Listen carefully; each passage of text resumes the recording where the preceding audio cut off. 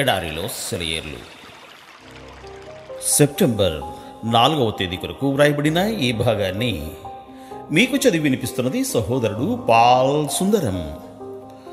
మానక ఆ కొమ్ములతో వారు ధ్వని చేయుచుండగా మీరు బూరధ్వని వినునప్పుడు జనులందరూ ఆర్భాటముగా కేకలు వేయవలెను. అప్పుడు ఆ పట్టణ ప్రాకారము కూలును గనుక జనులు తమ ఎదుటికి చక్కగా ఎక్కుదురు. యెహోషువ గ్రంథము 6వ అధ్యాయము 5వ వచనము.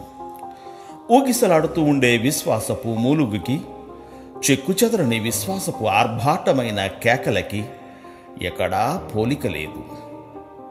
ఈ ఆర్భాటమైన విశ్వాసపు కేక అనేది దేవుని రహస్యాలన్నిటిలోనూ అతి ప్రశస్తమైనది. దేవుడు యెహోషువతో అన్నాడు, ఇదిగో యెరికోను దాని రాజును నీ చేతికి అప్పగించాను, దాని శూరులందరూ నీకు లొంగిపోతారు. దేవుడు యెహోషువతో నీ చేతికి అప్పగిస్తాను అనలేదు, అప్పగించాను అన్నాడు. యెరికో పట్టణం ఇక యెహోషువదే.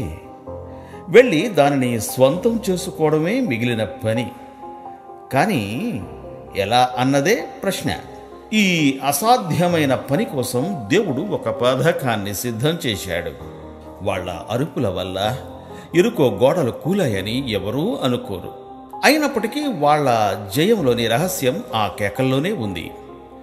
ఎందుకంటే అవి సాహసోపేతమైన విశ్వాసపు కేకలు. ఆ కేకలకు అధికారాన్ని ఇచ్చింది దేవుడే. వాగ్దానం ద్వారా లభించిన విజయాన్ని దేవుని మాట మూలంగానే ఆ కేకల ద్వారా వారు పొందారు. అప్పటికింకా విజయ సూచనలేమీ కనిపించడం లేదు. కానీ వాళ్ళ విశ్వానుసారంగా దేవుడు వారికి చేశాడు.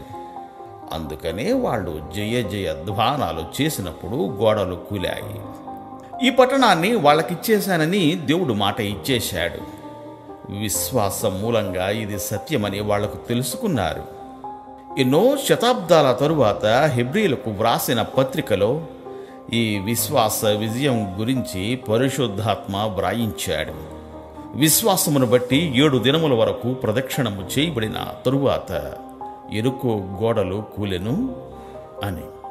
విజయ నినాదపు స్తుతి గీతం ధ్వనించేదాకా విశ్వాస ఫలం ప్రత్యక్షం కాదు.